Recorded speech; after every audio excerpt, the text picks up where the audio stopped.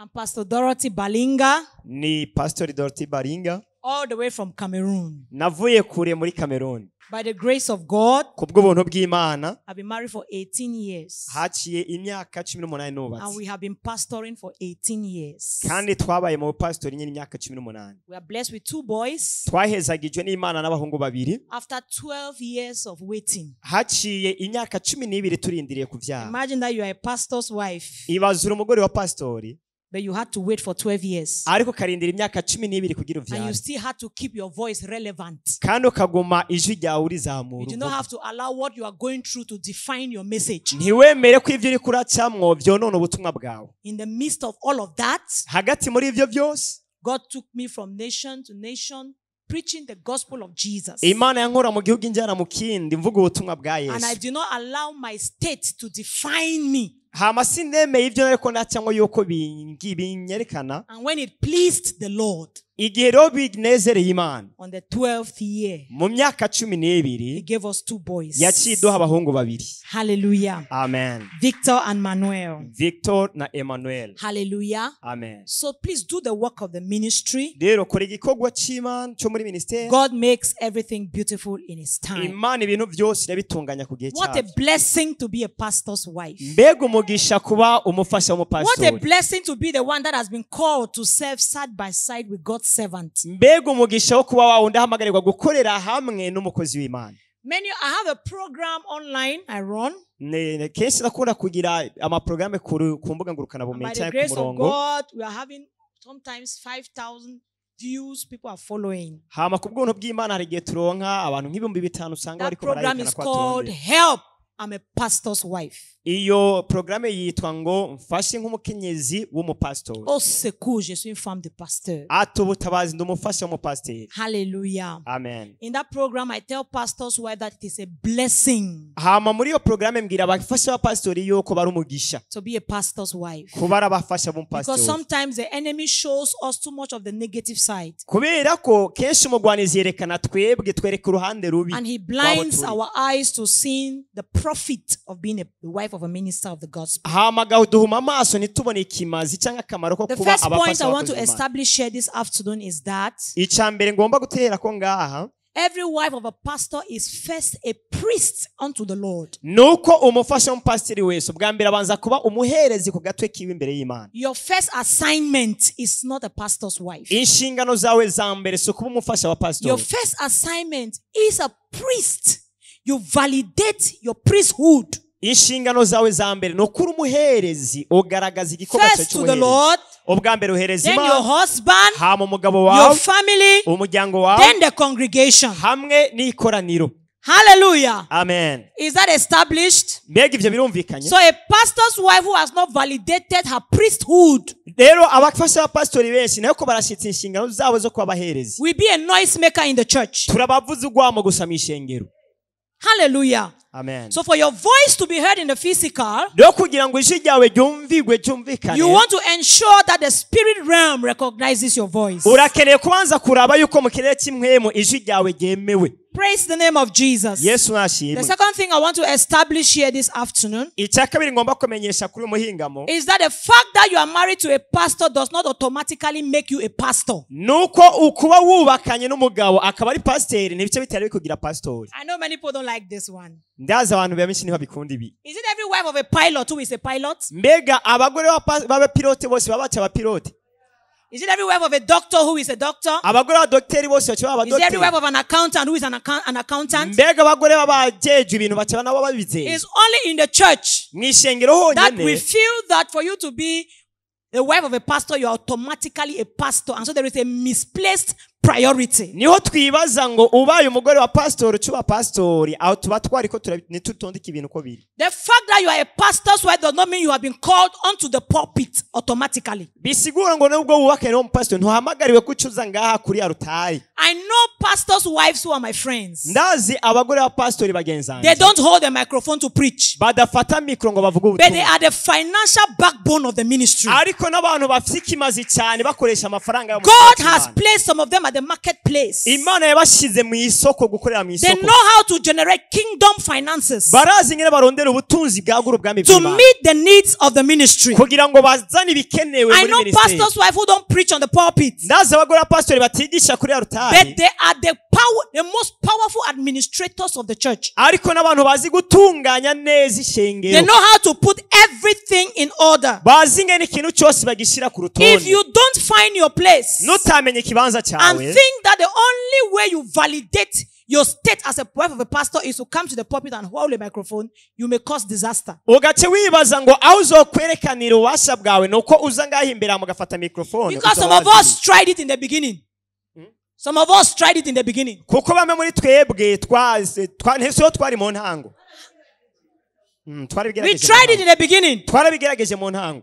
Premature exposure. Tukagerageza kubibamwo. We do not allow God to first of all treat us in the secret place. Nitwemeye Imana kwidutegurira mu kibanza cyo We mu came in ibanga. front and took the microphone and started preaching what we have not become ourselves. Tugaca tuza imbere tugatangura kwigisha ivyo tutarabamwo. And some of us spoiled the ministry. Bamwe muri twebwe asanga twe turonona ministeri. Hallelujah. Amen. There is a place where God fashions all of us. Hari ikibanza Imana iteguriramo umuntu wese. Hallelujah. Amen. Bible says in the book of Psalm 91, God has a secret place. Bibiri ivuga ngo Imana irafise ikibanza That cyo secret mwiherero. place is a place where He fashions and He forms us to be able ministers. Ico kibanza cyo mu mwiherero ni tubumbira ikadutoza ngo tube abakozi bayo beza. Somebody said, Hagira uvuga ngo the biggest room in the world icumba gikomeye misi is a room of improvement. ni icumba cyo gusuzumirwamo. If you are willing to improve, Nimba wemeye gusuzuma even if you started as a mistake, naho wotangura ukora amakosha because your heart is open, kubera umutima wawe wuguruye, God who equips men, Imana yoyo mwubatsi He will mwiza deposit in you the spirit that can command a generation. izogushiramwo impwemu yo gutegeka urunganwe rwawe. Like I said in Gitega, Nk'uko nabivuze i Gitega, when I got married to my husband, igihe nubakana n'umugabo wanje I was just a small girl singing in the choir. nari umukobwa mutonya ndirimba muri korari. I just knew how to sing, lead praise and worship. Naririmba mpimbaza gusa. That was all Byari ivyo gusa. I knew how to do. Nari nzi ngene And I bikorwa. was comfortable in that position. Kandi numva nguwe neza nidibamiye muri ibi. First, I did not want to be married to a pastor. Ubwa mbere sinagomba kubakana I n'umupastori. wanted to marry a man who just loves God. Nagomba kubakana n'umuntu umugabo akunda Imana. And God gave me a man who was not a full-time pastor, but after 1 year into marriage, God called him into the full-time. Imana ichima umuntu ataba umukozi w'Imana umwatsi wose amari mukiwa So chima I found- mugatumaze kubakana I chama found myself swimming in waters I have never known before. Donche nisanga ndiko nidumba mu mazi ntarigeze menya. Every woman who has been called to assist God's servant Umukenyezi wese yamagariwe kuba umungirizi will umukozi make w'Imana mistakes. azokora amakosha. But your mistakes don't define you, they refine you. Ariko amakosha yawe siyo yerekana awuri ahubwo akugira ubereye. Has he said it correctly? Yabivuze neza. Your mistakes Amakosha yawe don't define you, siyo yerekana uwuri they refine you. ahubwo arakugira So ubereye don't kuba. kill yourself in condemnation. Doni wiyice ngo ubicire imanza. Forgive yourself. Ibabarire wowe nyene. Pick up the broken pieces. Fata bya bice byamanyagurika. There is still a Macedonian call. Haracyariho kuri Macedonia ugende The journey is still long. urugendo ruracyari So rurerure. don't remain in the tears and in the misery of the mistakes you made in the ministry. Don't ugume mu kwicuza mu kababaro ka ya makosa wakorera mu gikorwa There is cy'Imana. room for improvement. Hari icyumba cyo gusuzumirwamo. That is why meetings like this are relevant. Amahuriro nk'aya niyo turi kumwe naho Where iron comes to sharpen iron. aho icyuma kiza gukarisha ikindi. Praise the name of Jesus. Yesu nashimwe. Hallelujah. Amen. Help, I'm a pastor's wife. Abafasha b'abapastori. Oseku. Tabara abafasha b'abapastori. I didn't bargain for this. Sinshobora This is not what I wanted. Ibi nivyo ntashaka. Has anybody asked themselves that question before? Mbega hari umuntu yoba nawe yavyibaza ngo. Moses got to a point, he asked God, am I the one who gave birth to these people? Moses aratangura avuga ati none nije zo kwama mpereza amazi bano bantu. What is it? Ati ibi ni biki? Help! Hey. I want to fix my husband. Ndagomba gushira ku murongo umugabo wanje. Nabara. Habara. Have you heard pastors' wives saying, there is something about my husband which is not okay. Somebody help me, I want to fix him. Hari abagwenyeze ba pastor usanga bavuga ati hari ikintu ku mugabo wanje kitameze neza, hagira umuntu amfasha kugishyira ku murongo. There is a way you fix him. Uko niko nyene nawe bitunganya. Here. aha ku mavi. There are things that this one will do that this one cannot do. Hari ibintu amavi akora akanwa kadashoboye. Help!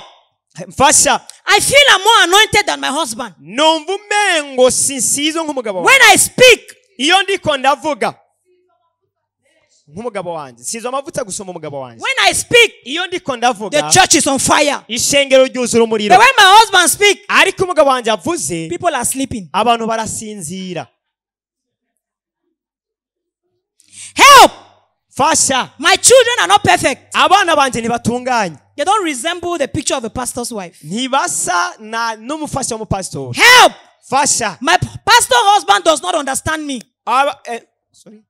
My pastor husband does not understand me. Umugore umufasha w'umupasiteri wanje He says my voice is like the voice of Eve. avuga ngo ijwi ryanje ni ijwi ry'ikibi. Help! Fasha. It's another Sunday morning. Hariho ikindi gihe mu gitondo. I don't know how to face the congregation. Sinzi ingene notunganya ibyinshi. Help! Fasha. I cannot meet up to the needs of the ministry. Sinshobora kuba hagati muri ministeri. Help! Fasha. My husband is married to the ministry Umugabo wanje yabaye umugabo wa ministeri than our family. kurusha umuryango wanje. Help! Fasha. Our romance is regressing. Urukundo rwacu korasubira inyuma. Help! Fasha. I feel I can be replaced. Numva umengo ndashobora gusubirirwa. Is that a cry of your heart? Some of you Mbega here? hari akaborogo nkako Even muramwumva. if you don't answer, I've done a research. This thing I'm saying is 80% of the cry of pastors' wives. Nimba mudatanze inyishu z'Rwanda ndabirondera. Ibi ndiko ndavuga abanshimire benshi kwijana mu bapastori niko bavuga. I feel I can be replaced. Numva umengo ngomba gusubirirwe. The church and the government Ishengero n'ubutegetsi and human organizations hamwe n'abariko baratunganya are ibintu aware of the challenges that pastors go through, but many do not pay attention to the trials, the tears, and the pains of pastors' wives. barazi ibyo abafasha abapastori bariko baracamwo mugabo benshi ntibitwararika.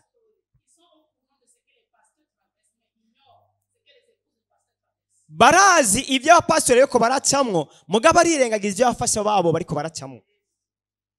And so every pastor's wife, Rero umufasha w'umupasiteri wese you must first of all be satisfied in yourself. utegeza ubwa mbere kwihaza muri Mama wowe nyene. Rufina who said it. Mama Rufine yarabivuze Find satisfaction in yourself. ati wumve wowe nyene wihagije Be happy for yourself. inezerererwe. Because sometimes we give out until we forget to give ourselves. Kubera kenshi hari igihe dutanga tugatanga tukibagira kuyiha. One of my mothers in the faith told me, Umwe mu bavyeyi banje mu gakiza yarambariye she said, Dorothy, ati Dorothy it is not you on the cross. si wewe wabambwe ku musaraba. You see that cross? Urabona uriya musaraba? It's Jesus on it. Oh. Yesu ni wawuciye. It is not you. Si wewe. Take care of yourself. Ni wiyiteho. There are people in the ministry. Hari abantu muri ministeri. Cut your head and put on the plate. Saka wiyice umutwe awushire They will misahani. still say you have not done anything. Bazokwa mavuga yuko atacurabakorera. Build yourself. Iyubake. Be satisfied in yourself. Wihaze wewe nyene. Build capacity. Ubaka ububasha muri wewe. Develop your mental health. Agura ibyo mu mutwe wawe. Be sure and be confident. Wiyemeze kandi wiyemere. Build your personality. Wubake uwuri. Become relevant. Ba umuntu Because yiyumva. this generation will not listen to those who are not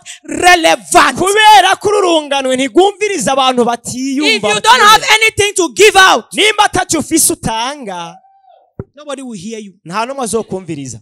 Hallelujah. Amen. So a pastor's wife must first of all find relevance. Rero umufasha w'umupasiteri atezwa kuba ari umuntu yumva ko ari icyo afise. Build capacity. Ubaka ububasha cyangwa ibyo Go ushoboye to muri wewe. school. Genda ku Go to ishuri. leadership programs. Genda mu byatunganirijwe abarongozi. Hallelujah. Amen. Build yourself. Iyubake. Learn the ethics of ministry. Iga ivyerekeranye n'igikorwa cy'Imana. What does it mean to be married to God's servant? Research it. It's on Google. Free. Mbega bisigura iki kubakana n'umukozi w'Imana? Birondere kuri Google mu birabe. Amen. Amen. If your husband married you as a village girl, don't remain a village girl. Nimba umugabo yagutwaye uri umunyamisozi ntugume uri umunyamisozi nyene. There is room for improvement. Hariho icyumba cyo gutimirwamo. You know, I don't know in Burundi, Sinzi mu Burundi ngene bimeze. but in Cameroon there is a phenomenon which is coming up. Ariko muri Cameroon hari ibintu biriko It is birasa called the rise of ministry wives. bavyita igihe cyo kuzamuka abakenyezi bakorera Imana? Who is a ministry wife? Ninde umukenyezi akorera A Imana? ministry wife is a woman in the church who understands the calling of your husband better than you. Umukenyezi w'ikowa cy'Imana wowe wundi atahura igikowa cyo gikorerwa mu gikowa cy'Imana kurusha wewe. The ministry wife Umukenyezi w'igikowa is that cy'Imana woman in the church who can interpret the ideas and the visions of daddy. ni wa wundi mw'ishengero ashobora gusobanura kandi agatahura neza intumbero n'iyerekwa ry'umukozi w'Imana bimwe bita The ministry wife, you must celebrate him and the church must see it. Otezwa guhayagiza umugabo wawe n'ishengero ribibone. Hallelujah. Amen. There are Delilahs Hariho ba Delila with a sharp razor blade. bafise inzembe They are, zikarishe. they are looking for Samsons to shave their hair. Bariko barondera ba Samsoni ngo babamwe. And some of our Samsons have been shaven until they have been wounded. Kandi ba Samsoni bamwe barabamoye igipara gushikaho bakomereka. The consecration that used to bear the anointing is now leaking out. Kwa kwiyegurira Imana wahora ubamo kukaguha amavuta no musiko Because sana we were careless. kubera ko twabaye bantacyo We were mbazwa. careless. Babaye bantacyo mbazwa. There are Delilahs Hariho ba Delila whose laps are so soft. abo amatako yabo They ayoroshe. know how to take Papa's head and pillow it here. Barazi ngene bafata umutwe wa papa cyangwa ujya mu And if Papa sleeps on that laps, kandi rero niyamara gushika he ku will maguru take yabo 30 days of fasting to remove his head from there. uzofate iminsi myinshi wisonzeshe kugira akureho Because Delilah know what to do. kubera Delila arazi ngene abigenza. There is a message I preached one time to pastors' wives. Hariho ubutumwa nahaye abafasha ba pastor umunsi umwe. Hello, Mama. Hello mama. Delilah has something to tell you. Delila arafise icyo agomba kukubwira.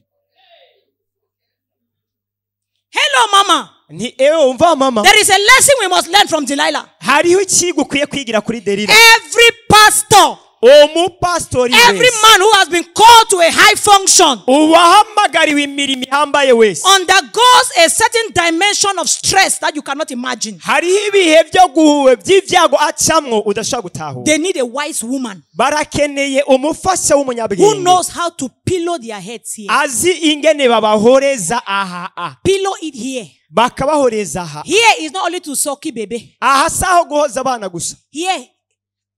Does the church in Burundi say this one that I'm saying? Mishenge mu Burundi baravuga ibi ndiko ndavuga. Am I still in the spirit? Mbega ndiko ndavugira mu mpwemu.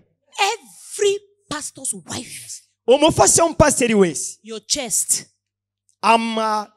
ikikiriza cyawe and your laps n'amavitako yawe must be ready to pillow God's servant. bitegerezwa kwitegurira kugumbira umukozi w'Imana. There is a drug which is not sold in the pharmacy. Hari ikiyobyabwenge kitadandazwa muri farumasi. That drug calms down ministerial tension. Ico kiyobyabwenge kiza cyo gitembagaza n'abaminisitiri no kugaba. That drug, Ico kiyobyabwenge it makes pastors' anointing to come back. gituma abapastora amavuta bavako. The drug is called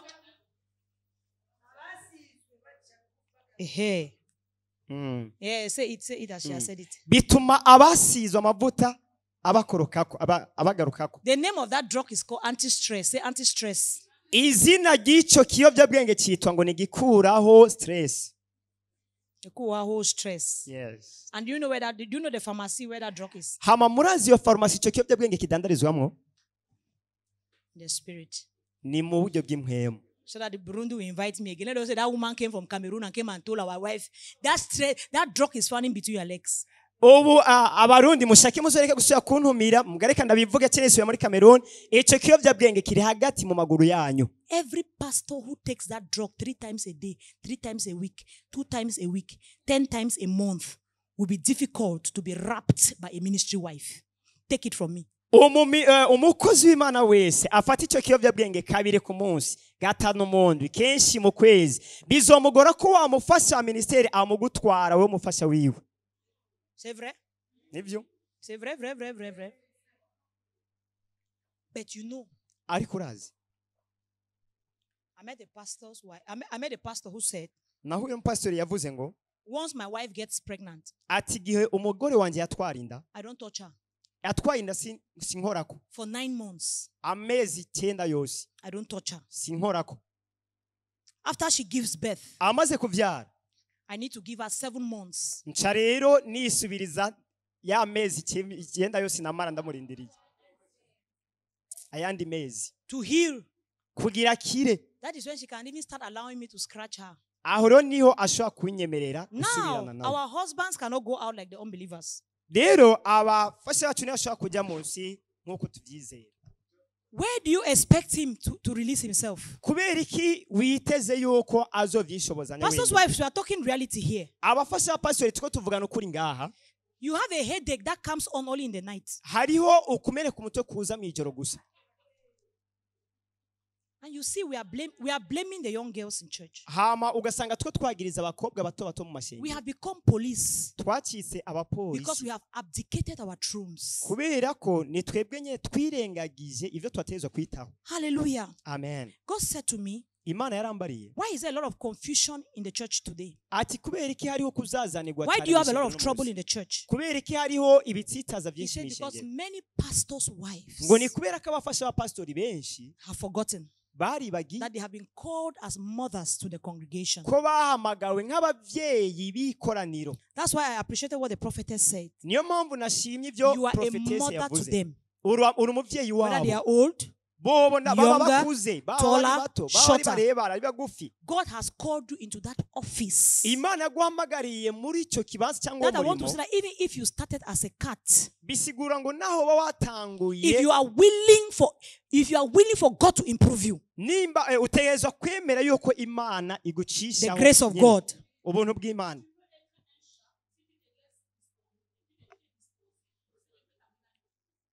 Washobora gutangura uri kumbure nk'akayawe hama uvyitwararitse Imana ikakujana konde rugero. The Lord can turn you into a lion. The Lord can turn you into a lion. The Lord Jesus can transform you into a lion. Arashobora kugira intare. People like us who started like rats. We Abantu were not even nkatwe cats. twatangwe nk'imbeba canke What utuyabo. did we know? Niki twari tuzi? Yee!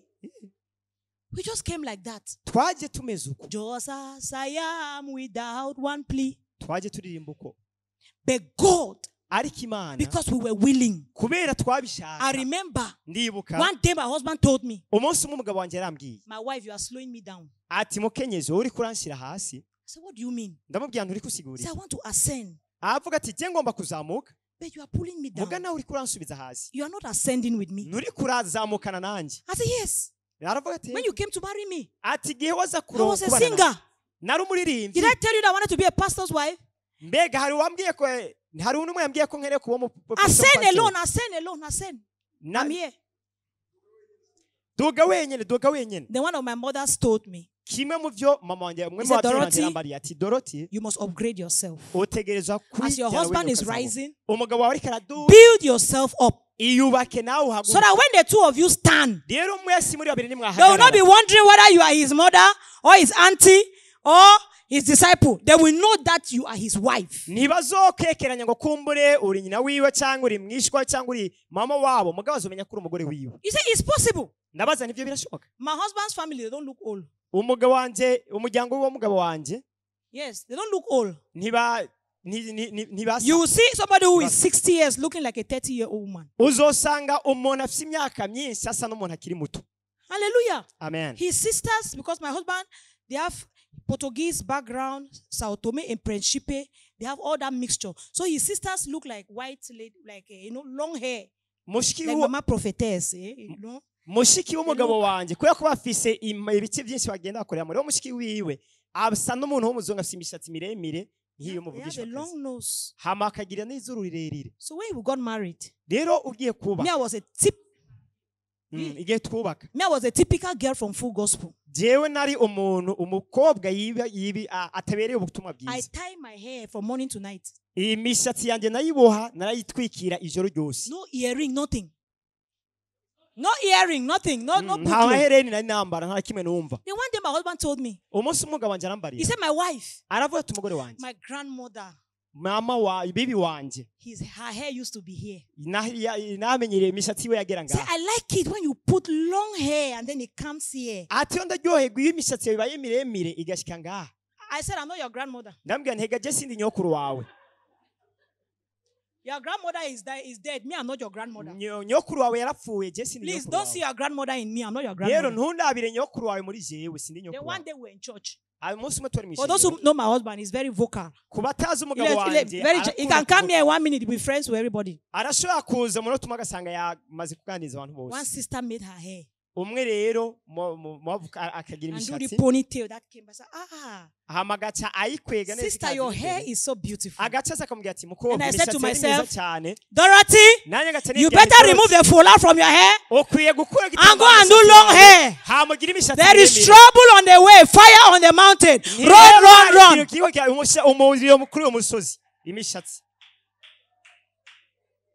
So, rero don't tell me that normally I will not put, but because that is what my husband likes, I must do it. mu bisanzwe sinovyambaye muga ko yari uburenganzira bw'umugabo wanje nigezwa kubikora. Praise the name of Jesus. Yesu nashimwe. Praise the name of Jesus. Amen. So you have been called to a very huge responsibility. rero wahamagariwe inshingano zikomeye cyane. Now let me bring you 3 categories and then I will round up with that and then we pray. reka rero nkuzanire ubwoko butatu cyangwa imigwi itatu hama mu There nyuma are tubaza called women hariho abitwa abafasha bakanye who are married to chosen men. bubakanye abakenyezi bahamagawe bubakanye n'abagabo Called women abakenyezi bahamagawe who are married to chosen men. bubakanye n'abagabo You have an example of Deborah in the Bible. turafise akarero ka Debora She muri was Bibiliya. called to lead the whole nation. yari yahamagariwe kurongora ihanga ryose But she was married to Lapidot. ariko ari yubakanye na Lapidoti And Lapidot was not intimidated by the call of his wife. kandi Lapidoti ntiyakangwa n'umuhamagaro w'umugore wiwe. There is a generation of women that God is going to be raising in this end time. hariho urungano rw'abakenyezi Imana igomba guhagurutsa muri kino gihe. Those women are in the church. abo bakenyezi bari mu They are going to be ishengero receiving the Deborah anointing. bagomba kwakira ugusigwa nk'ukwa Debora. And this anointing will demand that somehow they will have to control and to lead men. hama uku gusigwa gusaba ko tumenya ingene twigenzura n'ingene But in doing that, ariko mu gukora ivyo they do not fight for equality with a man. ntibagenda bagwanira ukungana n'abagabo. Because in salvation we are equal, but in hierarchical order is the man who come before the woman. kubera mu gakiza turangana mugabo mu rutonde umugabo ni waza imbere. Let me say this. reka mvuge We are not feminists. twebwe ntituri aba feminist abagwanya agateka kazi na muntu. But we use and God uses our womanhood to enforce our femininity.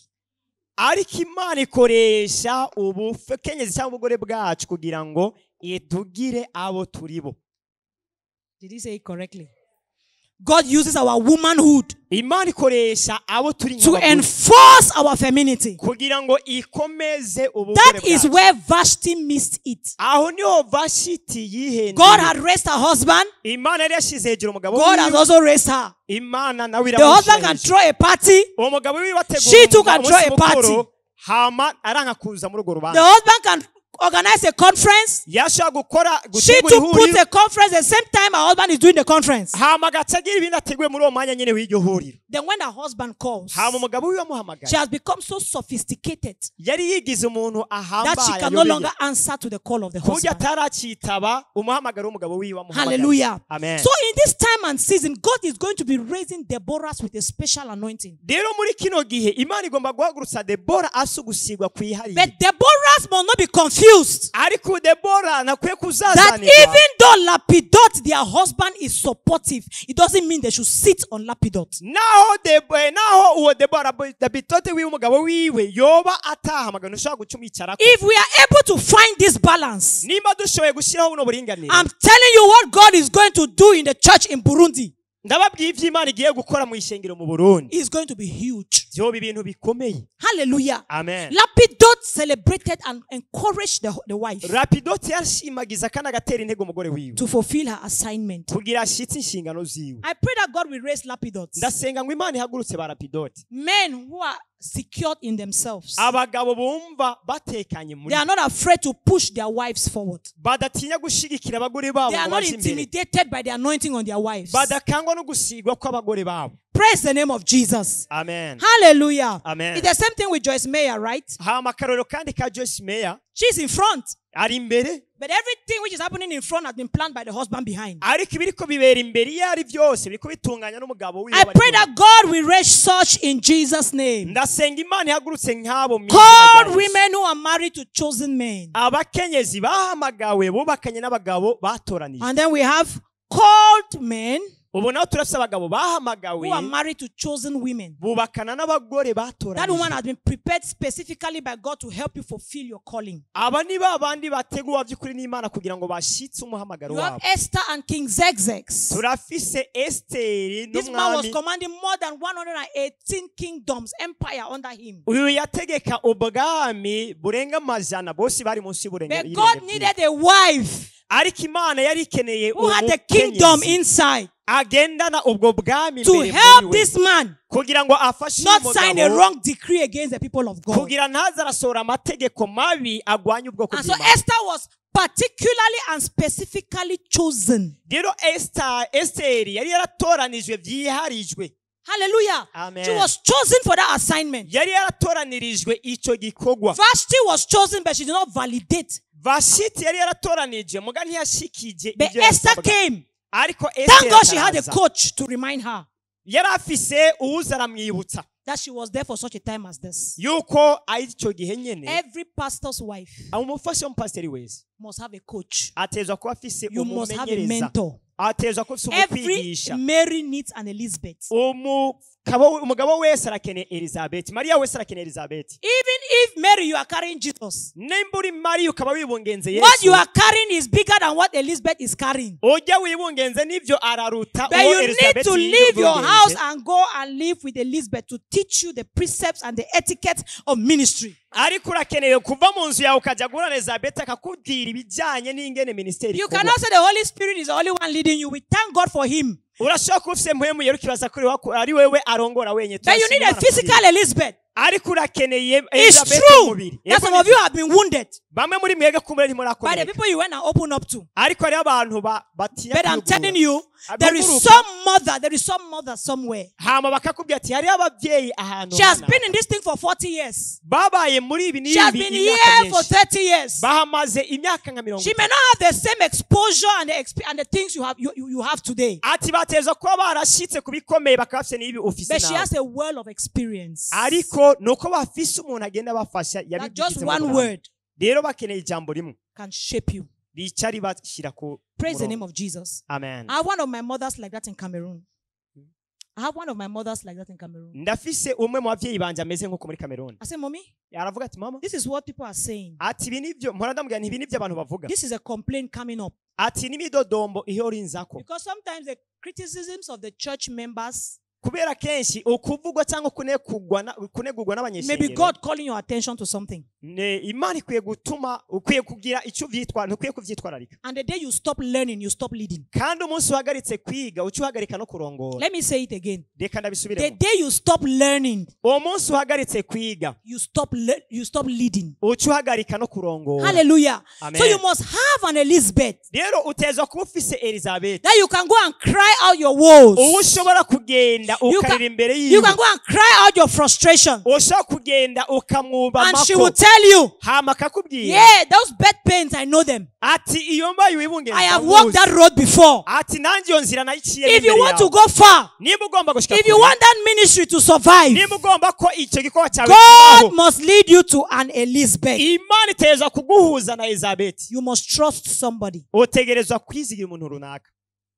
Everybody cannot be the problem. Umuntu wese ashobora kutubera The intambara. man at the pool of Bethesda, Wa mugabo yari ku kidengeri cy'i Betesida. for 18 years, he said, I have nobody. Yari amaze imyaka 38 atamufasha afisa. You should be a man with a strong character. Urashobora kuba umuntu afise kumbure kamere itari nziza. 18 years Imyaka in a 38 crowded pool, ukaguma hahandi people ku are coming and kidengeri. receiving their healing. Abantu baza bakakira You say you have no body, wowe ukavuga ngo nta n'umwe ufise, then you have a agufasha. problem. Aho uba ufise ikibazo. But I said to you this morning on behalf of God, Ariko ndakubwiye uyu munsi, if in your life you don't have anybody, become the somebody that somebody will need tomorrow. nimba ata n'umwe ufise agufasha, ba wa wundi abandi bazokenera ejo.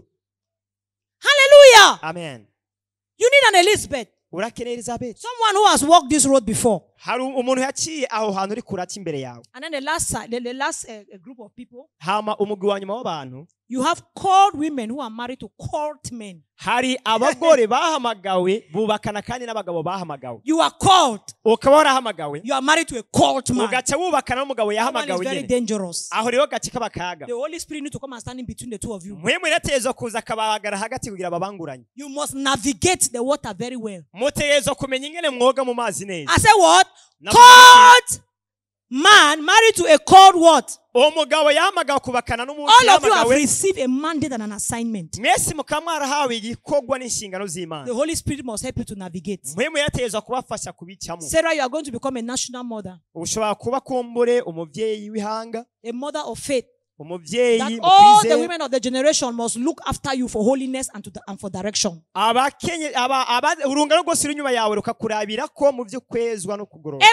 you are the father of faith. So 2 people with a heavy assignment. They are married. God needs them together to impose kingdom agenda.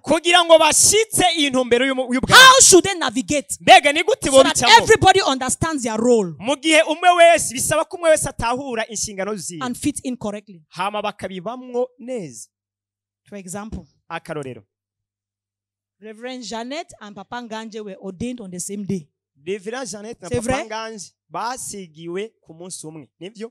Both of them were already leaders. Bosi bavuga ati twese turabarongozi. She was commanding here in her own generation. Her husband too was commanding. Ati yabibwiriwa nanje kandi twabibwiwe umunsi. They are a perfect example of a called man married to a called woman. Aba rero nakarero kadasanzwe ko umugabo yahamagawe yubakanye n'umugore yahamagawe. So if you find yourself in that kind of a position, rero wisanze mu bihe nk'ivyo, God and the Holy Spirit must help you fulfill your role correctly. And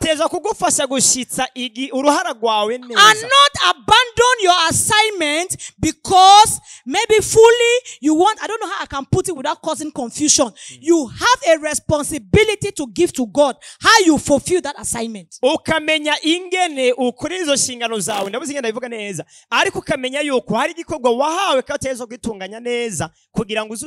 are called women who got married to called men. And the day they got married to that man, their calling was buried. Their calling was buried.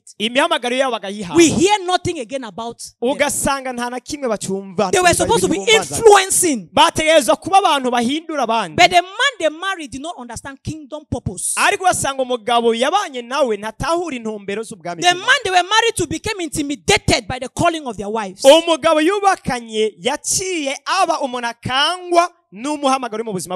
Hallelujah. Amen. They do not find a mutual ground of understanding. And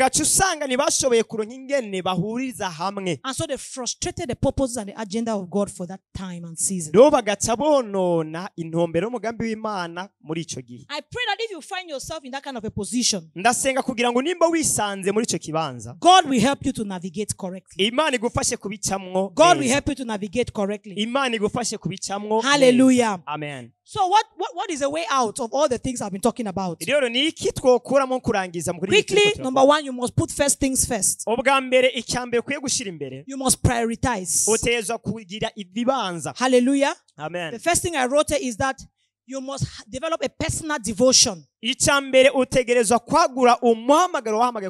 a pastor's wife. The heart before the action. The heart before the action. The pastor's wife in the house is a wicked woman. But the one in the church is spitting fire. So there must be that equilibrium. The heart before the action. Number two, you must walk in humility. The only way up is down. Whosoever wants to be the greatest must be the servant of all. You must walk in humility. It is very, very important. I don't allow any woman in my church who is older than me to greet me with her two hands.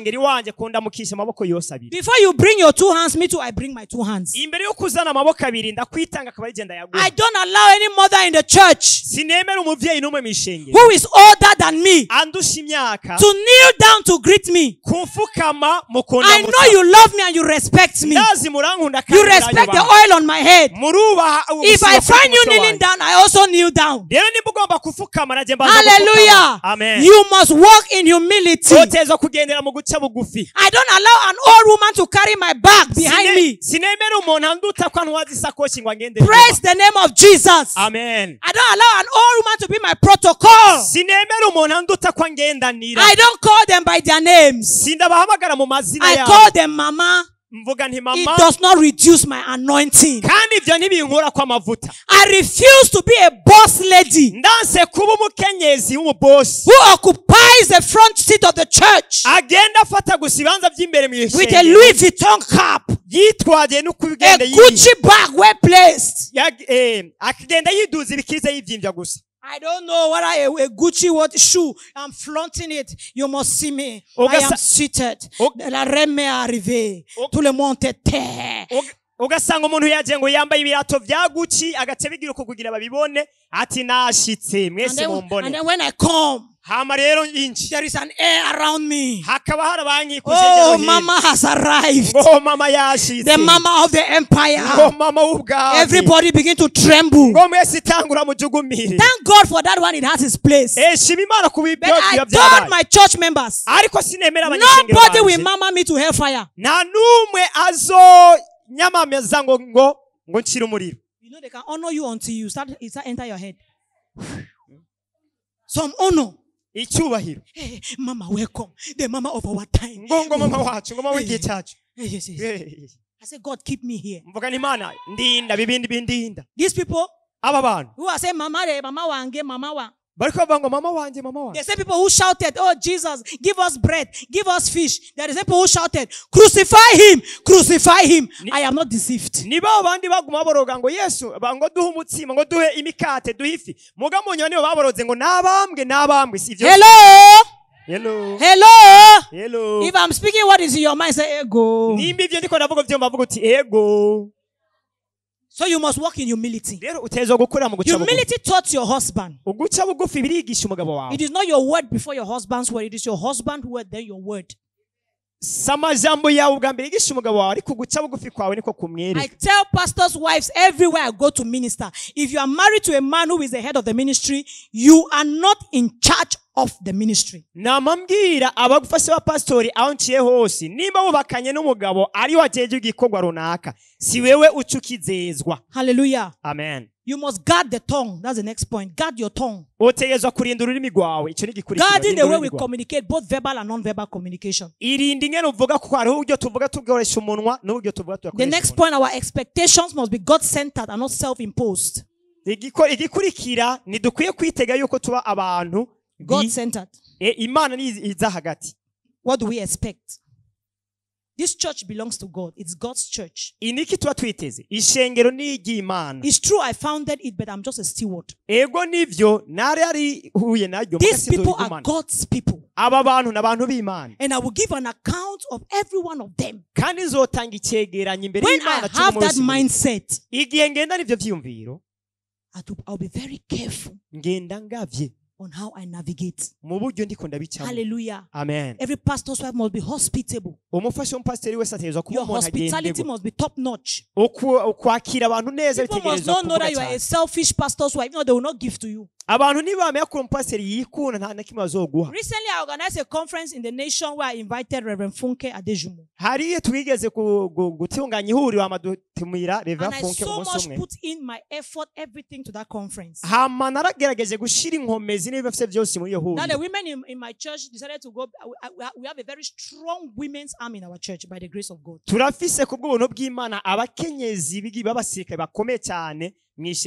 call ourselves the strong women behind Bishop Balinga. If we pray for him, Satan will go and commit suicide.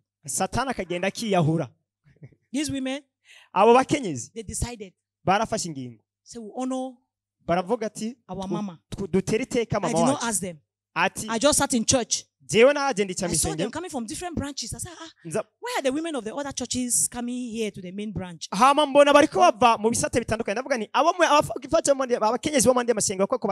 brought a chair. They brought a chair. They said I should come and sit. I said, before I realized, they all went outside with gifts. Hey, shoes, clothes, jewelries. Today we just want to honor you. We just want to come and tell you that we love you. I said, is it not the same women I've been leading since that time? What has happened this time? I have become responsible. I have become implicated in their lives. So they just had to honor me. So you must be hospitable. Please, don't wear the clothes that your church members gave you. That means they have worn it before, then they come and give you. Then in church now you are wearing it. You say, it's not that dress I gave you're wearing that dress. If they want to give you, they'll come and give you brand new. There is a time of, maybe you're in the village, they'll come and give you the one that they have worn. But now, don't wear, for example, your church member, everybody knows that is their dress. Then the next Sunday, they see you with it in church as a pastor's wife. Umviriza ntiwemere kwambara impuzu wahawe n'umunyeshengero kwa kundi usanga nk'umuntu yahora yambara hama munyuma akavuga ati reka ndayumufasha wa pastori kubera ko nimba kera arabikora mugubura umufasha wa pastori ashatse kuguha impuzu ntago yenshasha muga ntago kuri impuzu ngo uciyambara kuko ari ushobora kuba yarayibonye umukisa yambaye agacabona umufasha wa pastori yambaye. This one is degrading. This is degrading. And then those kind of women in the church, they will see, if I don't dress her, who will dress her? If I don't give her shoe, who will give her shoe? Then they want to tell you the kind of message to preach. Because if you preach any message that come against them, they will not give you clothes again. God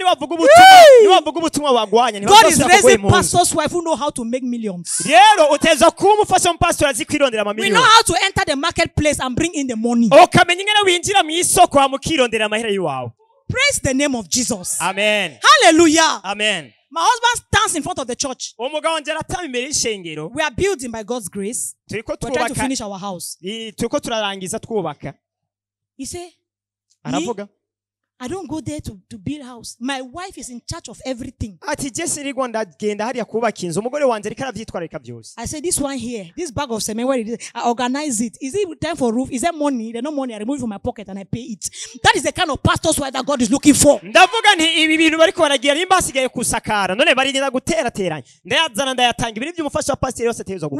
no longer waiting for offering. We are no longer waiting for seed. We are no longer waiting for seed. We want to organize conference. If they don't give us the money, we cannot do conference. That season is finished. We want to do conference. We have the full budget in our pocket. If you give us money, thank God for you. But if you don't give us, we pay it down there. Yeah. That's what we are talking about, relevance. You know it's possible. I told you I was a very timid girl when I got married. But a few years ago, when I entered 40, I told myself, no. I will make money. Hallelujah. I am above 40. I look 20. No. In June I will be 43.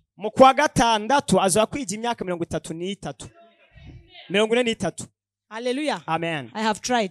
And I told my husband, the day I will get to 50 years, me, your wife, Reverend Dorothy Balinga. You see all this car that you are driving, that there's no plastic in it. That season, when we enter 50, is finished. I said, we'll go to the car dealer. I will look for a bishopric car. The one that nobody has driven before. I will pay the money. I will say, my husband, mvuge ni No, mugabo I wanjye said when he will get to 50, because he will be 50 in 2 years. namubwiye nti niwakwiza imyaka 50 ko yazokwiza 50 mu I myaka said when you will turn 50, nti niwakwiza rero as 50 God does not come back, as Jesus does not come back, Yesu abaye ataragaruka I've already told you your 50th birthday gift. I will put a car key in your hand. wewe nzoca ndondera imodoka sindaguhingabira nzoguhingabira ndondera imodoka urufunguzo rw'imodoka nshyire mu maboko yawe That's what we are talking about. ibi nivyo turiko That's what we are talking. It is not pride. We are tired of the insults. ibi nivyo turiko turavuga turarambiwe no nivyo turiko turabamo We are tired of the minimizing. turarambiwe no gusuzugura cyangwa gufatwa ibibayabaye. People take what they don't want in their houses. They come and give you. They are going to give it to pastor. Abantu bagafata ibintu batagikoresha mu nzu bakabiha ngo tubiye umugore wa pastor. Hallelujah. Amen. God is raising relevant women. Imana ikagurutsa abakenyezi Women who dominate the marketplace. bamwe bazoganza mu Women masoko who dominate in governance. bamwe bazoganza mu butegetsi Women who dominate in the government. abagore bazoganza mu butegetsi Women with kingdom mindset. abakenyezi bazokora ku bwami bikomeye Who have something to put on the table. bafise icyo bashyira ku meza. Here you go. Eh? We bring the table and break it after that. bazane n'amameza hari abaza amameza mu nyuma akayavuna. So you must be hospitable. rero utezwa kuba umuntu You must be Abandoned. relevant. The higher you go, the more lonely it becomes. uko ugenda uzamuka wibuke yuko ntibigaruka. You make sure I say this is for me. nabivuze ibi ni ku bwanjye. Make sure you don't have friends in church. urabe neza ko Your atamugenzi best friend should not be a church member. umugenzi wawe wa mbere ntakwiye kuba mwishengero umunyeshengero muri kumwe. Amen. Amen. Let nobody in the church look at this my pastor's best friend. No. ntuzovuge ngo uyu onye ngo umugenzi bushitse You can have best friends, other women of God. urashobora kugira kumbure umugenzi wundi But you umukozi love the w'Imana people in the church. mugabo mwishengero muri kumwe ukabakunda. Praise the name of the Lord. Amen. The last point, respect your husband. icya nyuma ubaha umugabo wawe Give him his place. muha ikibanza cyiwe. Hallelujah. Amen. Deal with depression. Make korana sure nawe have wihata time of retreat where you go and enjoy yourself. muri bya myanya y'akaruhuko genda munezeranwe. Many of us are experiencing burnout. On a beaucoup travaillé jusqu'à on est fatigué, mais on est toujours là. bamwe muri twebwe usanga kenshi warakoze cyane ukaruha mugabo kandi ukaguma muri bya bindi. Have time for vacation. fata umwanya wo It gutembera is spiritual. navyo nivyo mu buryo Go bw'imwemu. to Dubai. genda i Dubai. If you have the money, go to Maldives. niba ufise amahera If genda you muri don't spend the Maldives. money, when you die, they will spend the money on your corpse. amafaranga nutayakoresha niba apfa bazoyakoresha mu kuguhamba. Don't say you want to finish the Great Commission. You cannot finish the Great Commission. erega ntushobora kurangiza ayo umaze ikora yose. Go for 2 weeks. genda basumara indwi If you zibiri. cannot fly an aeroplane, go to a hotel. Go to a beach. niba ushobora Pay a hotel there. Go there. Let the air remove those demons and that stress of ministry. niba ushobora gufata indege ukazibura genda ufata agahoteli hamureka akayaga kagukuremo babadayimoni na ya mastrese yose. Hallelujah. Amen. Take care of yourself. iyiteho. You have walked. warakoze. You have tried. You have walked. warakoze Give cyane. yourself a treat. ni wiherera akaruhuko. Go to a good supermarket. genda mu masoko meza meza. Go and do shopping for yourself, not the children. Yourself. aba ari we wigurira ibyo ukeneye apana abana bawe wewe nyene. Hallelujah. Amen. Hallelujah. Amen.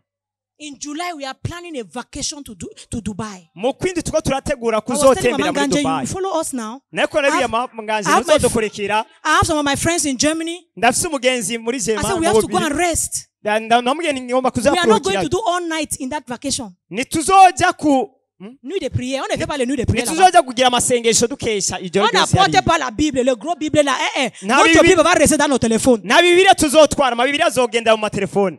We are going to wear good shorts. tuzoba tugiye kwambara ibintu byiza. Not only Mami Agata. You know Mami Agata is that one that you look like this. No, we are going to wear the beach cap. apana bimwe bya mami hagati bimwe usanga We are wambara going to put on some dark glasses. tuzokwambara impuzu zo ku kiyaga nyene twambara utuntu nke We are going to hold the wine glasses. hama dufate akarahuri And we are going to be N'amafime. sipping. We are going to be sipping some juice around the beach. hama tuye turiko turanunuza. And when you do that, the Holy Spirit will be saying, "Good daughter, good hama uriko daughter." urabikora impwemu Well yaraguha done. avuga ati neza neza neza neza. Life is not a rehearsal. La vie n'est pas une répétition. ubuzima si ugusubiramo ibintu. Hallelujah. Amen. Life is for the living. ubuzima ni ubwo kubamwo. Many pastors' wives, their children hate the ministry. Abafasha pastori benshi abana babo baranka ibikorwa bakora. Because the ministry has deprived them from enjoying life. Kubera ibikorwa byabakuyemo kunezererwa ubuzima. Child want to talk, it is ministry. It is ministry. Umwana agomba kuvuga ngo yango ndi muko wachima ndi muko wachima. One day one son of a pastor asked the pastor, is ministry a child in this house? Is one of the children in this house called ministry? Umunsi umwe hari umwana umwe w'umupasiteri yabaje ati none hari umwana muri iyi nzu yitwa iko wachima. They hate the church. Bakanga ishengero. They hate the ministry. Bakanga ministry. Not because they don't love Jesus. Apana kubera badakunda Yesu. But because the ministry has turned their mother into mami juguja. Ariko kubera ko ministry yahinduye ba mama babo bakaba mama ntaco mbazwa. Tu sais que mama wange fait Mama wange ne connaît pas embrasser ses enfants. Ico mama wanje azi gukora gusa ari no guseba. Mama wanje ntazi kwiyegereza abana biwe. You don't know how some of us when we were born nobody kissed us. Nobody said baby. Some of us come here. Bamwe muri twebwe igihe twavukane twaronse abantu badusoma batubwira ngo bebe ngo mugabo abo twaronka basanga batubwira ngo ngwa hano inkonzi nawe aha. See, Daba.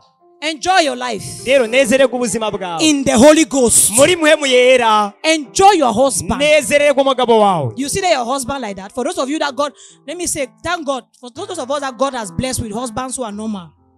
Bamwe muri mwebwe murabagabo genda shima Imana kuko yamayejageje umugabo atari usanzwe. Enjoy him. Munezerererwe. No marriage in heaven. Nta ngo ziriyo mu ijuru. Hallelujah. Amen. Enjoy. Hold his hand in public. Hold his hand in public. Mufata ukuboko kumugaragaro. Don't be too anointed to kiss your husband. Nutinye ngo kusizo ngo utinye kumusoma. You want to be intimate in the night, you put off all the light. Why are you putting off the light? None kubera kutinya ukinyegeza ijoro kazimya amatara reka kuzimya. Put off the light. Atamatara abone. No, the way to the holy of holies must be opened. Yeah, banange sava. Hallelujah. Please live for God. Rero baho kubyima. Impact your generation. Ikora kuronganwe gwawe. By the next time we come to Burundi, igihe tuzogaruka mu Burundi, we will find empowered pastors' wives. Tuzosanga abafasha pastori bakomeye. By the grace of God, in the month of May, we are going to the north of Cameroon. Kubwo ubuntu bw'Imana mu isi tuzoja mu buraruko bwa Cameroon. We are going to have a banquet with the pastors' wives. Tuzofata umwanya wo kwiherera n'abafasha pastori. And we are trusting God to empower 10 pastors' wives who are not doing anything with money. Hama turizigiye kuzoshira ubasha muri abo bakeza abapastori atacofse ko barakoresha amafaranga. To start a business. Kugira batanga urudandazo. Every pastor's wife umufasha w'umupastori wese must have an alabaster box. Ateza kuba afise umurimo akora wo kurondereramo buto. That you can break. Ushobora kurondera. And the smell will come out. Hanyuma ukugira ukiricumanyuye hama kamoto kumvika. God bless you. Imani baheza. God increase you. Imani ba. God makes his countenance to shine upon you. Imani shiribitiwe ikayangana kuri mwe. And may your husband fall in love with you like it has never fallen. Hama bagabo banyu bumbe babakunze kurusha uko byahora. God bless you. Thank you. Imani baheza gire.